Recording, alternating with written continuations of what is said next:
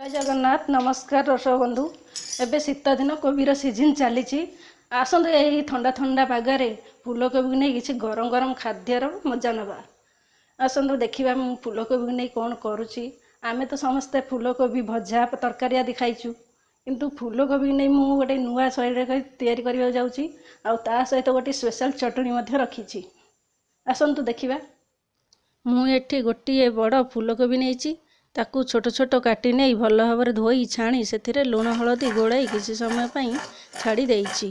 आउ गोटे जगार बेसन नहीं से धनिया पत्र लंका अदा पियाज काटी पकेइली लुण खाइबा सोडा लंका गुंड हलदी गुंड गरम मसला कसुरी मेथी पकाई आवश्यक मुताबक पानी देई भल भाव गोलाई नेली। बर्तमान गैस लगाइबा प्रेसर बसाई किछि पानी देबा खंडे अदा पियाज चारिकोड़ा रसुण चारिटी टमाटो पकाई घोड़नी देई गोटे सीटी देवाई छाड़ीदेवा।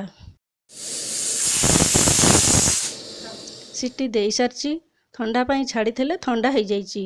बर्तमान ताकू ग्राइंडिंग करवा देखंतु दुईटी लंका नहीं 2 चामच चीनी नहीं स्वाद अनुसार लुण नेबे भिनेगार नहीं भिनेगार रु चामचे पकाई ग्राइंडिंग करने प्रस्तुत हो गला टमाटो चटनी। कड़ाई गरम होला परे तेल गरम करवा आगर प्रस्तुत थिबा बेसन रे कटा कोबी को पकाई भल भाव गोलाई नेबा। तेल गरम हेलानी सेथिरे अल्प अल्प पकुड़ी पकाइबा पकुड़ी अल्प लाल होला पर छाणीदेबा।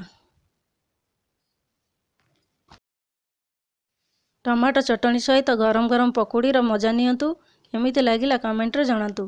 जदि भल लगिला आम channel 143 Pritam all in one को लाइक सब्सक्राइब करने को भूलिबेनी।